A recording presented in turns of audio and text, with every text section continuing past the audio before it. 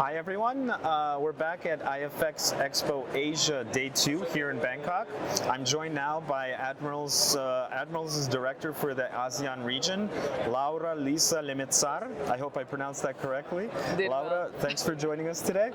Thank you as well for coming to our booth and checking it out. Sure. I didn't want to miss the opportunity. Awesome. Let's jump right into it. Cool. I wanted to ask, what is the role of educational content in client onboarding and retention for Forex and CFD brokers such as Admirals, and what's Admirals' approach to, let's say, financial literacy, which is a pretty important topip?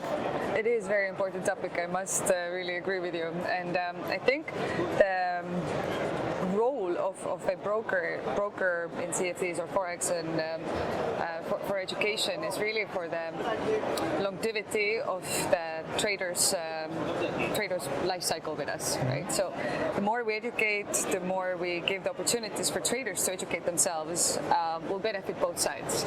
So for retention, for onboarding, this is first how you get them to be interested, because kind of showing them you know what you're talking about, and at the same time you kind of give them opportunity to grow with you, and this is really what Admirals is about. We want our clients to see the long perspective with us, so we are supporting our clients, and traders and investors, right? Because we're not only CFD and Forex broker, but we also provide investment accounts and stock broking in that sense. So we really want them, our clients, to see the longevity, the long time growth with us, and we do education for different levels of their trading journey, what they are in, right? We start with demo account, which is a great way to actually practice for newcomers, but also maybe for the experienced traders who need to test out a new technique or things. They can set their own trading strategies. They can set their own limits of, let's say, funds that they want to trade with, whatever they're comfortable with, and test it out, right? And constantly, for us, education is very important, and it's part of our financial inclusion goal that we do, right? And especially in Asia, when we talk about financial literacy or financial education in general, it's quite it's different from what we have in Europe. I would say.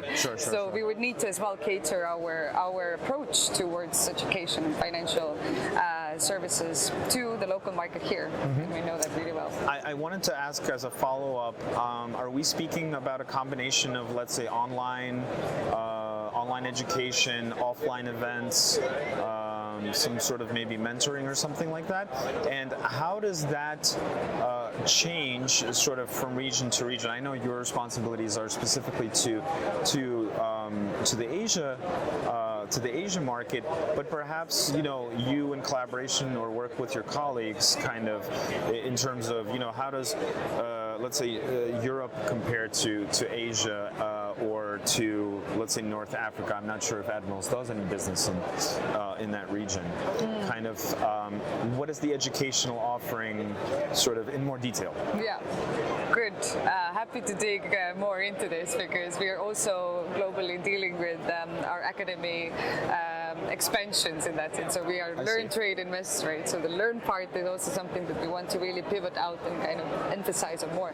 So we can take an example. Let's say, like you mentioned, mentorships and things like that. Right now, it is fulfilled. This role is fulfilled by our account managers, for example. They would help the client to set their goals, and also help them to track it, for example. Only if the client is willing to as well, kind of have this collaboration, right? And we do have offline and online educational activities. Webinars is one of the easiest way to reach, right? And we do a lot of them weekly in different languages, many languages actually. And to talk about maybe Asia more specifically, our pivot project in Indonesia is actually Academy Indonesia, Academy Admirals, which is focused on only solely financial education, and we have local educator there who is organizing seminars, doing collaborations, workshops, doing webinars. It's all to increase the financial literacy. Cool. That's awesome. It's doing really well. We're really happy. So in terms of the actual product offering, the types of accounts that clients can open, the types of financial products that they can trade, can we talk a little bit about what the offering is specifically in the ASEAN region? Sure. Yeah. So as I mentioned a little bit earlier, we are doing both invest and trade, right? Yep. Invest account, trade account. So our offering is quite standard what we do as well in Europe. 20 years in business has given us, 22 now actually, has given us this amazing advantage to have a lot of instruments to provide different products to our clients. And in Asia, what we see works the best is mostly the trading products that we have, forex, gold, oil, commodities in that sense, and crypto is really important.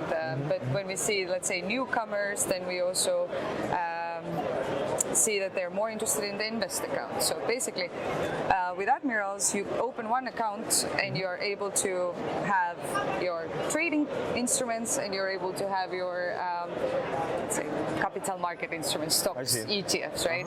So it's all under one roof, all under one account that you that provides this client this flexibility to choose and hedge and kind of go between those. So we have an app which is quite popular in Asia for invest on MT5, and we do just launched fractional shares, which is kind of a product for Asia for sure. So everyone can just buy the stock what they want to or trade with their money that they have in hand. And I think again it goes well with our financial inclusion and kind of getting everyone on board to financial markets to grow their wealth. I'm wondering if you can sort of say in particular which asset classes you think are the most popular specifically in Asia. My sort of, in terms of my opinion, I would say probably gold is a very big product Correct. traded in Asia, especially today, considering the macro sort of economic environment and global financial picture today. Would you agree? And sort of based on your statistics that you review, I don't know if it's something confidential or not, but if maybe you can sort of give us a few insights. Yeah, no, it's quite common, yes, and common statistics I think with every broker who is actually working in Asia. Gold, oil are and major currency pairs are the ones that are really trending here, and we are capitalizing on as well. I see. Our products, like spreads and everything, are really designed for those most popular instruments. But we see a huge interest in crypto and crypto trading, CFDs. Right now we offer crypto CFDs, but try to as well advance on this one. I would say that will summarize up what are the most popular, really. Gold, oil, forex, and crypto. Awesome, cool. But also stocks. I mean, I cannot really. Of course, and since you've launched fractionals, it makes I would think it makes your offering even that much more attractive. Correct, yeah. Especially considering the price of Tesla or Apple or some of these other stocks today, right? Indeed, yeah. CFDs and those are also kind of getting more popular as the companies grow. Yeah, exactly. I wanted to ask about sort of people, managing teams, regional sort of specifics. Nice. It's Asia. There are over 20 countries in this region which have, a lot of them have their own language, a lot of them have their own culture. Correct. And, Admirals is at its core an Estonian company. But today Admirals does business in the APAC region out of Malaysia. I wanted to ask kind of what is the significance of Malaysia, if any, for Admirals, and how do you personally, in your role, fill the needs of your teams by hiring local employees who fit your business needs, but also fit the needs of the culture and the locality. Great. happy to share more about how we kind of built ourselves up in Asia. So Malaysia is our Asia hub. We have an office in Kuala Lumpur, and it serves the purpose of exactly what you said, localizing and catering to those cultural needs, right? And we recognize this, that Asia is big, recognize that every country in Asia is different, which makes it so beautiful as well, and so potential. Sure. So I've been in Asia for 5 years now, living in here, experienced a lot of those those culture differences, but really embracing them is the key how to do it. Sure. So localizing yourself, localizing your products, and when we talk about recruitment and team and talent in general, it's surprisingly, like, probably from coming, let's say, from Europe or some other regions, might seem like a too far, kind of sketchy. Maybe just a daunting task. Yeah. Where do we find people? How do we do it? How do we trust them? Correct. And the language, the time difference, things. Sure. So it's actually really, really talented market here. You can find all sorts of talents, and every country has its own strengths. For example, Indonesia is great with designers. Malaysia is great with English-speaking people who also have a lot of other language skills. They speak Chinese, they speak Vietnamese, they speak Indonesian, they speak Malaysian.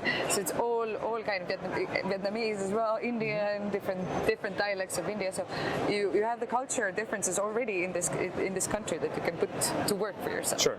And when we talk, you were saying that it's a bit daunting, and how do you find those talents? It would be for me. Yeah. If I needed to do that. Yeah. Correct.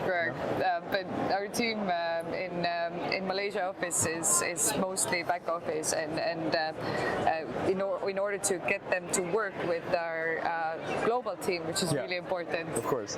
We have nicely distributed in a ways that the back office and customer support would stay with our Malaysia team in the hub, and we would be able to provide this quality that we have as well in Europe, because it's more direct, right? But we also have remote people to have this on-site cultural kind of effect of it.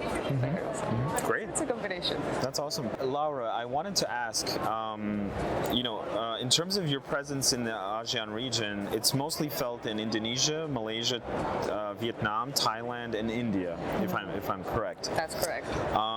But at the same time, we saw that Estonia, meaning Estonia, the country, just opened up an embassy, a diplomatic embassy in Singapore. And Singapore is obviously one of the world's biggest financial hubs. Do you think that these sort of expansion of diplomatic ties of Estonia in Asia, could this create some sort of new opportunities for Admirals in the region going forward? Really glad that we're touching this topic as well, because in Estonia, companies coming to Asia, it is very far away, right? Sure. So the opening of the embassy and the business hub there would certainly create for Admirals as well the opportunity to collaborate more in the Singaporean market, which is kind of like the hub of Southeast Asia. Yeah. So we are excited to meet all our partners there in the business hub, and do events for our partners, our clients, anyone who's interested to speak with us. And this is the essence of the business hub that was created by the government in general. So, and we are hoping that, of course, with our 10 to 15 years back and forth in Asia experience, we are able to give back something to other companies as well who are looking companies who are looking to come to Asia from Estonia. So that's the kind of collaboration there, right? And in terms of focus countries in 2023, we are focusing on Malaysia. Malaysia as in growing our hubs, but Indonesia, Vietnam, Thailand, and India are one of our target markets to bring our product in. Great, awesome. Last question, I wanted to talk a little bit of some of the market events that happened over the last few years and kind of get your impression on sort of where we are today. So if we spoke about the global macro picture, some of the things that come to my mind is negative crude oil prices in 2020. That had an impact on trading, right? Retail and institutional trading at the time. in early 2021, we had the meme stock craze, if you recall that. Then we had what's known as the gamification of trading, which is actually still being talked about and discussed.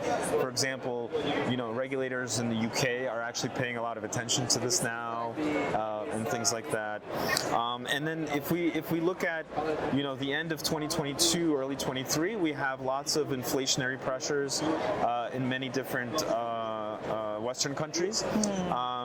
In the markets, we had a lot of market volatility that returned in, let's say, late 2022, but now seems to have sort of evaporated at this point in time, right now in 2023.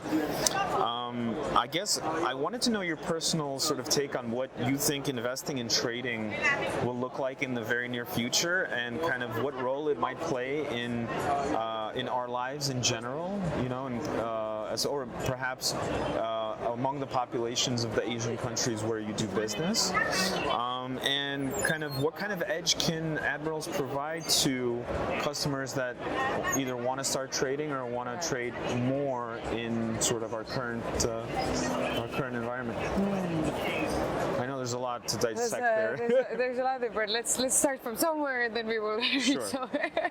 So for volatile markets are kind of a constant, I think, in financial markets. So there's always ups and downs, and for Admirals, we always move forward. We always find ways how to support our clients and also support our business in that sense. My personal take on this is that, and keeping in mind Asia, right, and how to. I think when we talk about financial markets and say the more established brokers who provide a lot of instruments and are fully regulated, it's really it's still in the baby shoes, I would say. People don't know that much about how to make long-term growth in financial markets. There's only influencers, bigger traders who have been doing this for 20 years, and they will keep doing it anyways, right? Nonetheless, but when we talk about the new rising generation of Asia, which is huge, and they're coming to more global plannery as well, even though they have a lot of, in Asia you have a lot of locally already established kind of industries, right? But they kind of see the globalization and global products as well. So I think we just need to support them throughout it, right? Whenever they through education about how to secure money from inflation, from all of those turbulences that are affecting economically, and maybe even as foreign companies being in Asia would also showcase that different macroeconomical incidents that happen globally are not too far away. Actually, today it all affects, right? It all affects people in Indonesia, people in Malaysia, people in Vietnam. They are affected some ways or another, more or less, right? So I think helping to understand how everyone in Asia could also be part of the global financial markets and secure their finances in some ways, it would be great. And in terms of Admirals, we, due to those big 8 licenses that we have in here and that our 22 years in business, we have established a huge product line and a lot of instruments, 6,000 plus instruments for clients to choose from, and stock trading and trading. So you can go from trader to investor or vice versa. So we are supporting in that way, that we would just give our clients a lot of information, like through newsletters, through webinars, where we keep them updated by what is happening in the world, so that they can make informed decisions and also use all the opportunities that Admirals can offer. So long-term growth for us and for the client. That's what we keep in mind. So 6,000 products. That's quite a product set.